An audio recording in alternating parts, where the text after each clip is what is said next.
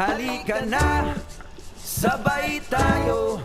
At kung sinong may gusto, dahil sa tubig alat, likas na yaman to. Welcome back mga kaspiro, samahan niyo ulit kami sa aming ginawang pamamana dito na yan sa bayan ng Dumaran.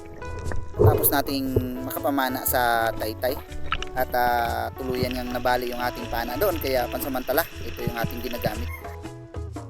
Good morning mga kaspiro, maulang umaga. Yung ating dadalahin na pana, yung dati nating ginagamit dito. Yun, dahil yung ating carbon na 130 cm ay nabali yung shaft. Ito, wala nang flapper.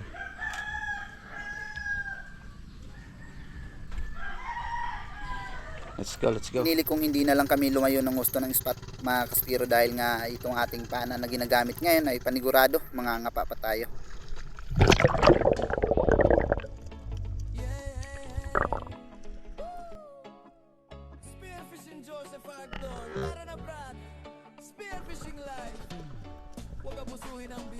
Hindi ito ang naging unang kalabit natin. Marami tayong sablay dahil mataas yung takbo ng shaft ng pana natin na ginagamit, kaya sa pagkakataong ito ay nag-adjust na ako ng mga 5 inches mula sa ilalim ng isda para paniguradong tatamaan ito at kailangang nasa malapit na distansya.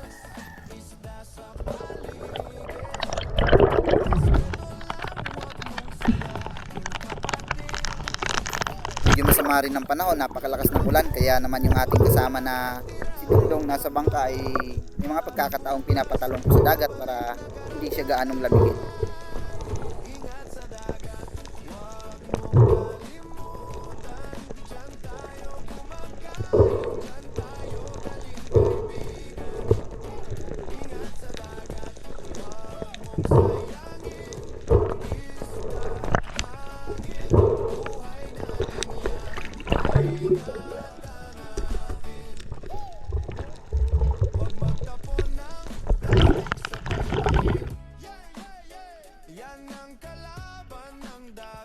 Same spot pa rin, sa unahan lang ng konti, maaaring kasama ito ng red snapper na kakahuli lang natin.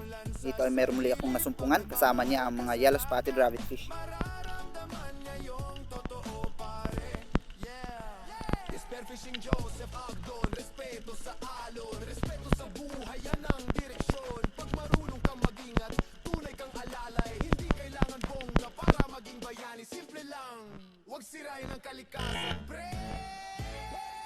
Yun ang slow mo ng ating pagpana mga kaspiro. Kung mapapansin nyo, nasa baba talaga yung shaft natin at hindi nakasinto sa isda. Yun kasi ang pamamaraan para tamaan ito.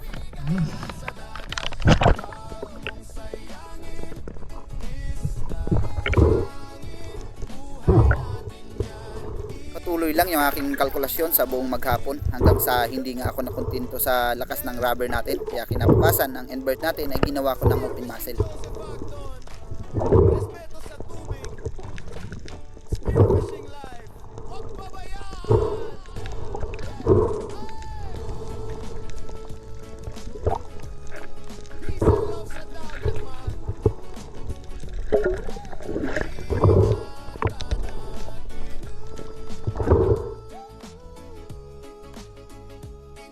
Pagkatapos kong makapag-load muli mga kaspiro, sa muli kong pag-dive meron ako nakitang leopard coral trout dito.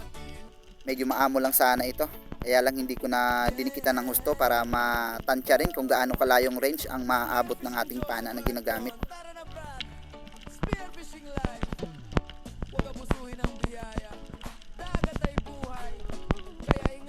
Magkaiba talaga kapag long range at sa malapitan ng ating pagpana mga kaspiro, kagaya nito.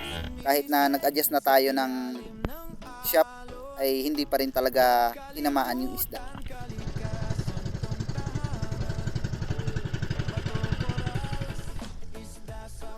Sa wakas ay bahagya ng humupa yung napakalakas na ulan, at dito sa may buhangin meron ako nakikitang mga good size na mga longnose emperor, kaya nagsagawa ako ng pag-ambush dito at hindi ko naman sukat akalain na napakarami palang mga tribali na susugod sa atin.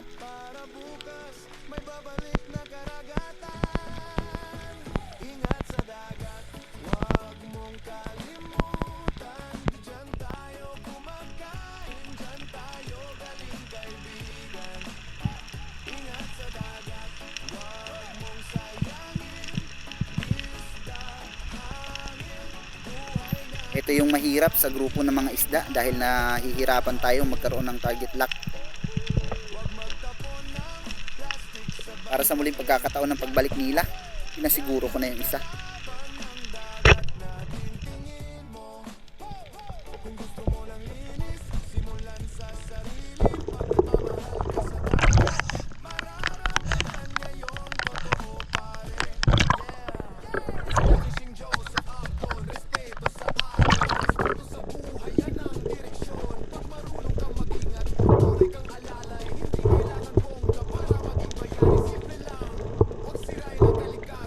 Napilitan din yung isa mga kaspiro, pero dahil nga napakalilikot nito ay daplis pa yung pagkakatama.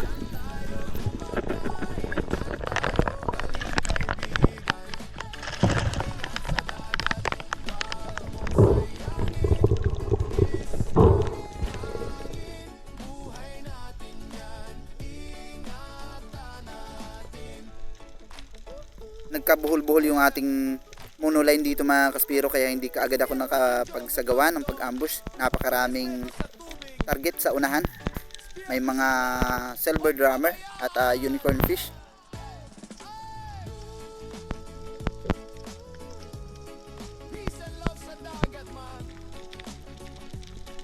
Isa sa mga isda na napakakulit panain itong silver drummer o yung ilak na tinatawag, dahil likas talaga sa kanya ang pagiging malikot sa ilalim ng dagat. Kaya naman sa ganitong pana, iba yung takbo ng shop natin, napakahirap na talaga itong mahuli. Mabuti na lang ay nagkaroon pa rin tayo ng pagkakataon para tuluyang mapana ito.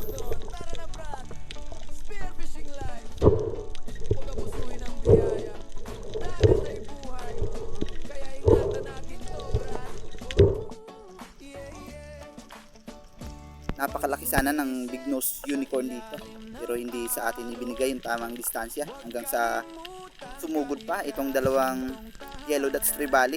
Ganun pa man ay hindi pa rin talaga natin ito nakalabitan dahil agad-agad itong bumalik.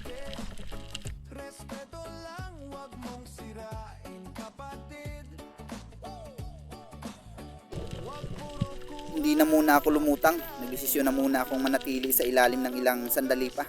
Baka sakaling bumalik ang mga ito, pero sa halip ay isang duyong ang nagpakita sa atin. Talagang bulabog na yung spot na ito kapag mayroong ganito kalaking hayop, dahil natatakot na yung mga territorial. Alright, good morning mga kaspiro. Ang dating inverted natin, ginawa kong open muzzle kahapon. Ito. Medyo mahaba yung guma niya, pero kapag mahina, putulan ko na lang sa laot at babawasan. Wala pa rin talagang ibang magawang paraan kundi pagtiyagaan yung dati nating pana, kaysa naman tumambay tayo at wala tayong panggasto sa araw-araw. Ito pa rin yung ating invert. Yan, shout out kay Sisid. Ayon kay Sisid, kaya daw yan butasan ng push drill basta bihasa yung magbubutas. Kaya habang hinihintay ko yung size 332 at 564 na drill bit para gamiting pambutas sa ating shop, ay pinagtiyagaan ko na muna itong dati nating pana. Siyempre territorial na muna yung ating hinahunting ngayon, dahil kung pelagic ay mahihirapan tayong makakuha ng tamang range dahil napakahina ng guma nito. At dito sa unang lubog natin, isang Barchi coral trout na napakaamo ang sumalubong.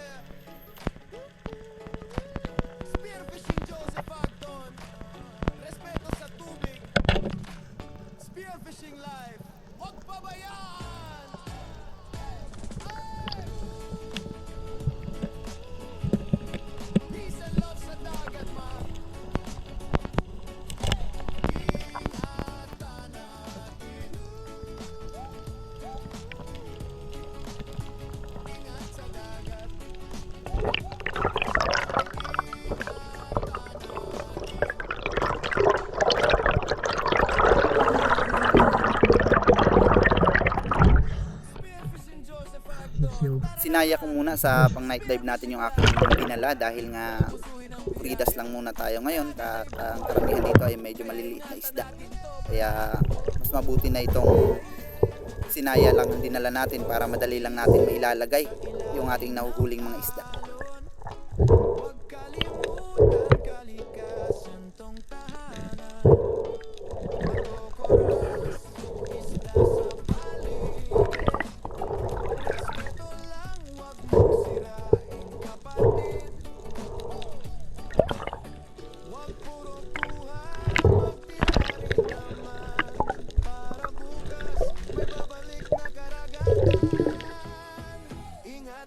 Kung saan natin nahuli yung suno kanina mga kaspiro ay muli kong binalikan dahil may mga pagkakataon na sa tuwing may naririnig na kalampog yung ibang isda ay nakikiisyoso ang mga ito. Kung gaya nito ay mayroon ding isang leopard at barchi coral trout na lumapit, pero sa kasamaang palad ay hindi natin na-meet yung tamang distansya dahil napakahina ng ating pana, kaya hindi talaga natin ito tuluyang nakalabitan. Kaya sa mga ganitong pagkakataon ay palagi kong naaalala yung ating 130 cm na invert.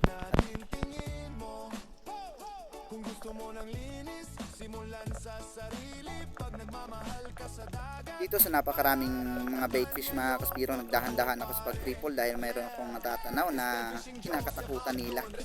Bahagya akong nag-ambush panandalian at nagmasid sa paligid.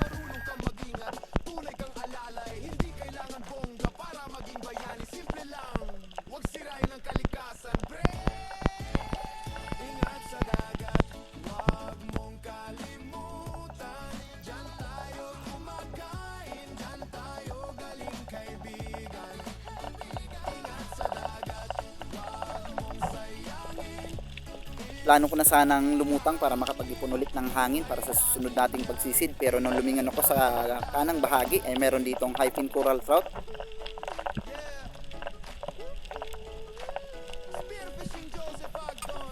Napakasayang lang, napakaganda ng anggulo na binigay sa atin, pero nung kinalabitan natin ay hindi ito tinamaan.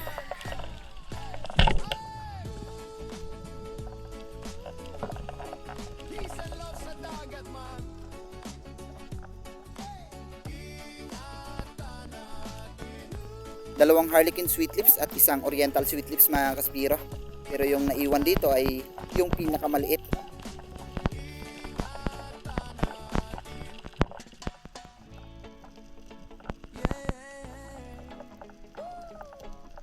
Spearfishing Joseph Agdon, tara na Brad!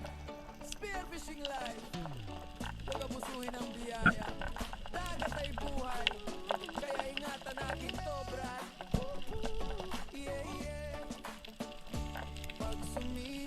Hindi na bumalik pa yung mga kasama niya, kaya nagtuloy-tuloy na ako sa pagbaybay ng bahura na ito. At dito sa bandang unahan habang nagpitriple ako ay mayroong isang Titan trigger fish na medyo maamo.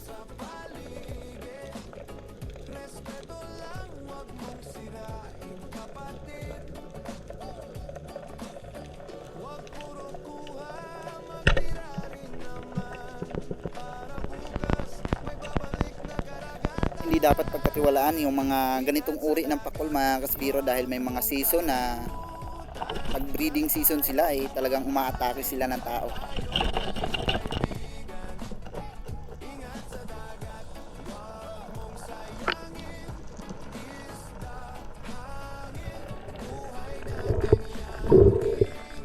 Hanggang sa nagsipagdatingan na itong mga kulay pula na makakati sa katawan, mabuti na lang ay naka Epsilon Mitsu tayo. Kaya maraming salamat kay Bro Raymond Lau, shout out din kay Sir Darius Pamadeco Pistejo and family, kay Ma'am Camila B, ganon din kay Bro Marcelo Bernaldez.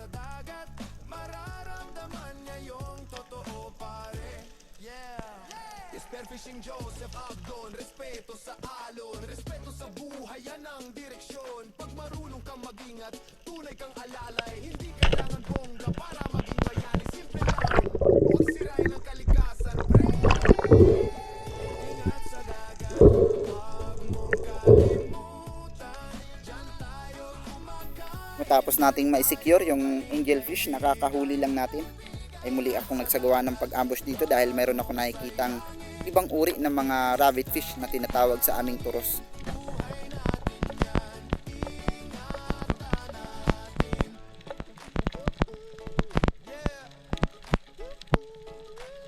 Spearfishing Joseph Agdon.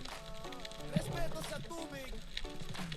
Spearfishing At live. tuluyan nang lumapit itong napakaraming turos mga kaspiro. Habang papalapit sila ay inaasinta ko na yung pinakamalaki sa kanila. Peace and love sa dagat man.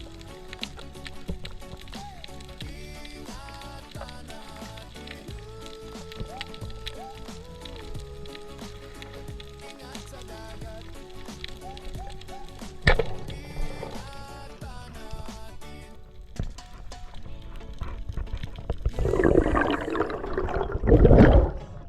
Spearfishing Joseph Agdon. Tara na brad. Spearfishing live. Huwag abusuhin ang biyaya. Dagat ay buhay. Kaya ingatan natin to, brad. Yeah, yeah. Pag sumisid sa ilalim ng alon, huwag kalimutan kalikasan tong tahanan. Papahapon na mga kaspiro, kaya mas lalo tayong nagsumikap sa paghahunting nitong mga teritorial para nang sa ganon ay meron tayong maibinta at meron tayong magagamit sa pang-araw-araw na kailangan.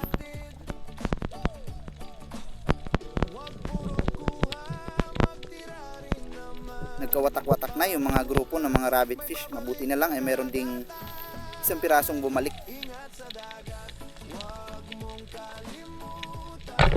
Diyan tayo kumakain, diyan tayo galing kaibigan. Ingat sa dagat, huwag mong sayangin.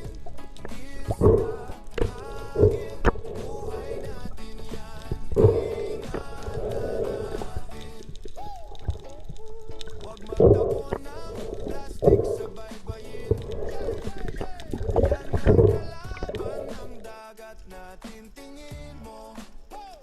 Kung gusto mo ng linis, simulan sa sarili. Pag nagmamahal ka sa dagat, mararamdaman niya yun. Naisipan kong tumabi dito sa malaking bato para makapag-camouflage habang naghahunting tayo ng isda na pwede nating mapana, hanggang sa meron ako nakita ditong liglig sa una. Hindi ko pa agad na pinana ito dahil nga baka may mga malalaki pa kaysa sa kanya. Pero nung paubos na ang hangin ko ay binaling ko na sa kanya yung panako.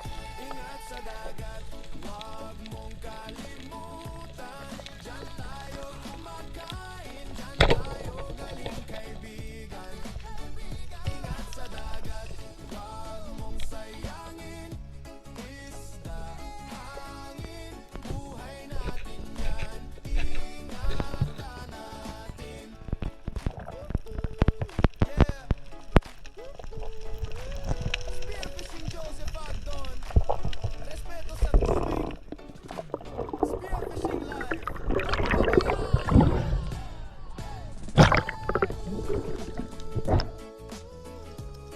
Peace and love sa dagat man.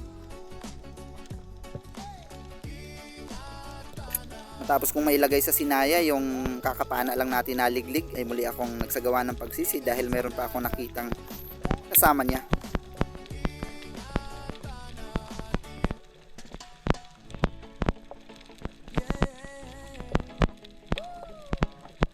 Spearfishing Joseph Agdon. Tara na brad. Spearfishing live. Huwag abusuhin ang biyaya. Dagat ay buhay. Kaya ingatan natin to, brad. Yeah, yeah. Napakagaling magtago ng liglig na ito. Mabuti na lang ay nakita ko yung pinagpipistuhan niya bago ako nagsagawa ng pagsisi. Kalikasan tong tahanan. Bato, corals, isda sa paligid. Respeto lang, huwag mong sirain, kapatid.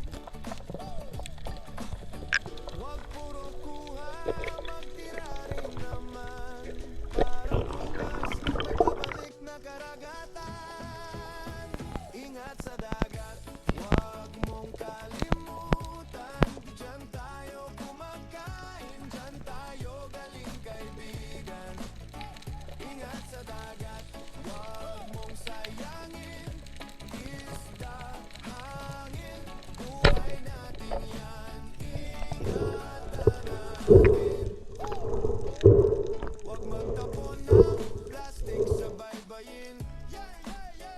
Yan ang kalaban ng dagat natin. Tuloy-tuloy lang ako sa pamamana mga kaspiro nitong mga territorial na isda na pwede nating maibenta sa palengke. Nagmamahal ka sa dagat, mararamdaman niya yun.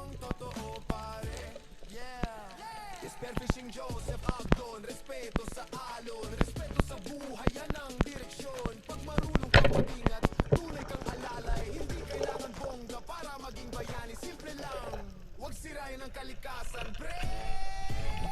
Ingat sa dagat, huwag mong kalimutan. Napakalaki ng Barchic Coral Trout na ito. Kaya nga lang ay halos hindi na makita sa camera gawa ng napakalabo ng visibility.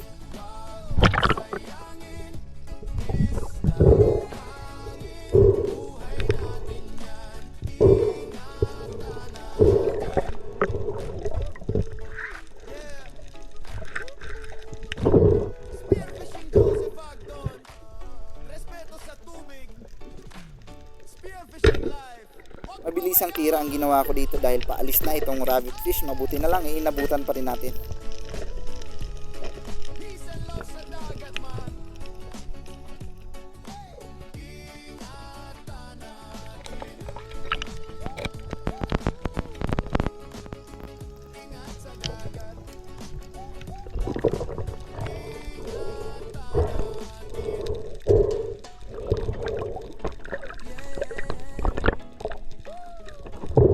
Spearfishing Joseph Agdon, tara na brad. Spearfishing life. Huwag abusuhin ang biyaya. Dagat ay buhay, kaya ingatan natin to brad. Yeah, yeah. Pag sumised sa ilalim ng alon, huwag kalimutan kalikasan tong tahanan. Bato, corals, isda sa paligid. Respeto lang, huwag mong sirain kapatid. Huwag puro kuha, magtira rin naman. Para bukas, may babalik na karagatan. Ingat sa dagat. Napakakalmado nitong mga bait fish. Paniguradong wala itong pelagic sa mga ganitong pagkakataon. Habang meron ako nakita ditong yellow dot sweet lips, kaya hindi ko na ito pinalampas.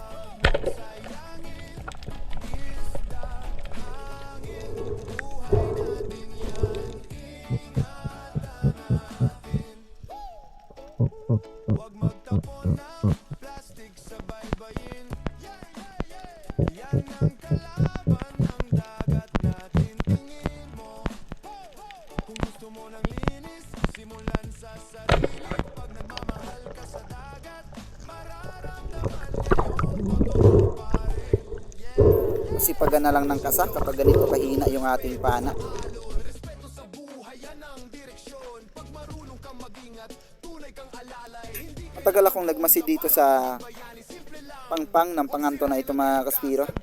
Akala ko walang isda na pwedeng mapana hanggang sa mapansin kong mayroon palang marble grouper na halos dumikit na sa pinakagilid ng bato.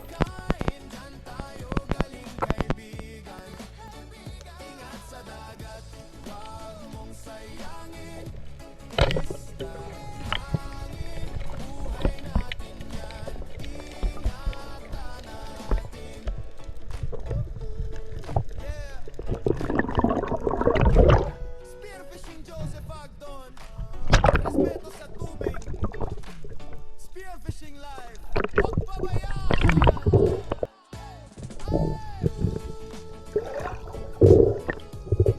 Peace and love sa dagat man.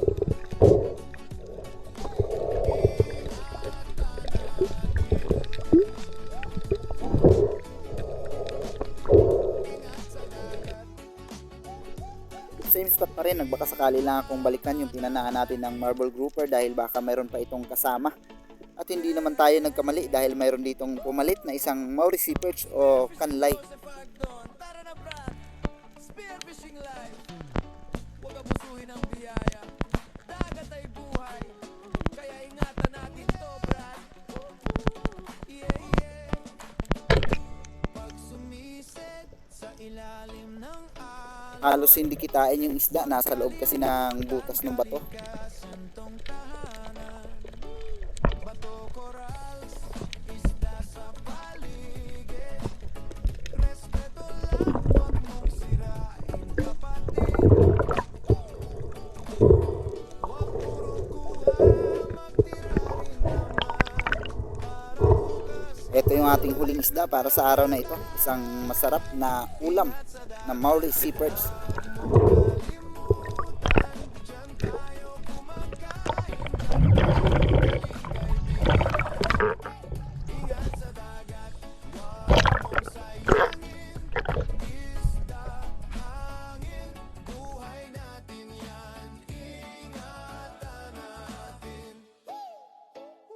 Huwag magtapon ng plastic sa baybayin.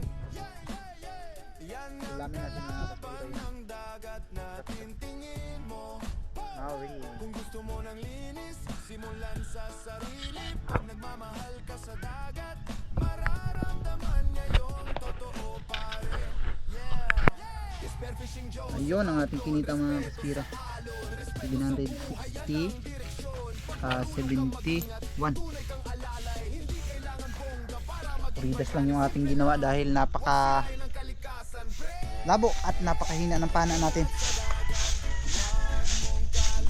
Pero okay pa rin kahit paano ay meron pa rin tayong kinita at may ulam tayo. Ito.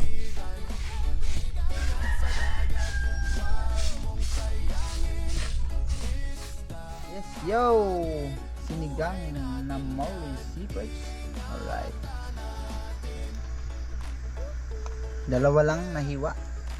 Yung iba prituhin. Hindi na rin natin mauubos yan. Masasayang lang ang isda. Pamprito pa.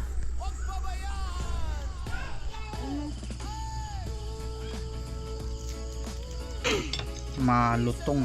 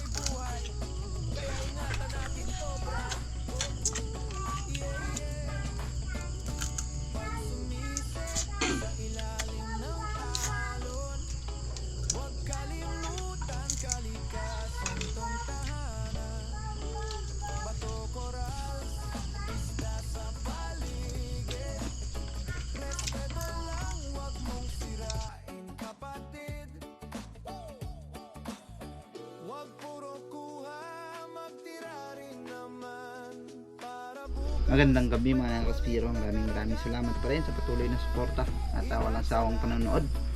Sa mga silent viewers natin at solid supporters natin, maraming salamat. Kay Rini Alisin ng Pasay City, maraming salamat. Kay Angel Hernandez, Chris Real, ganon din kay Modisto Paul, maraming salamat din kay Ginny Som Okram Kudo, Kasalong TV, Leve Ramos, shoutout po. Ganon din kay Romel Navarrete, Welby Buela. Maraming salamat din kay Rebel Dogs at Ronilo Mendoza, shoutout din kay Ronald Dimbudo. Maraming salamat kay Fernando Lacasandeli, Gloria Vidal, Pain Expert One Life History, Johnny J. 10, shoutout din po. Hanford de San Jose ng Kaluya Antique, ganon din kay Eduardo Yunson. Maraming salamat din kay Erwin Pilangiano, ganon din kay Roberto Patalagsa, Bon Portales, Albino Tabuena, Mix Channel, Roberto Patalagsa, Joven Celos, maraming salamat. At kay Jose Roldan Jornales, Jesse Montes Danela, maraming salamat din. Juleto Cuesta, Neron Ryan Incenso, shout out din. Kay Bin Ruyo, Marcelo Bernaldez, Mauricio Puas and family ng Camiguin Island, Asyong Sandara, maraming salamat din kay Ide Muradas and family. Joel Antonio, shout out din. Kay Ramel Kesto, shout out din kay Ramon Buena Talaro, ganon din kay Eman Adventure, Alex Bag, Jake Abeners for Fishing, Eman Adventure, ganon din kay Joseph Caheldo at Glenn Silodo. Maraming salamat din kay Recto Ray, ganon din kay Nestor De La Rosa. Maraming salamat din kay Rafi Spear Fishing, Larry Mosilario Lapachero at kay Edsel Lerno. Maraming salamat sa tip. At sa walang sawang panonood. Kita-kita po tayo sa sunod nating video mga kaspiro. Ingat po tayo palagi. At God bless us all. Spearfishing life, huwag abusuhin ang biyaya. Dagat ay buhay, kaya ingatan natin to, brad.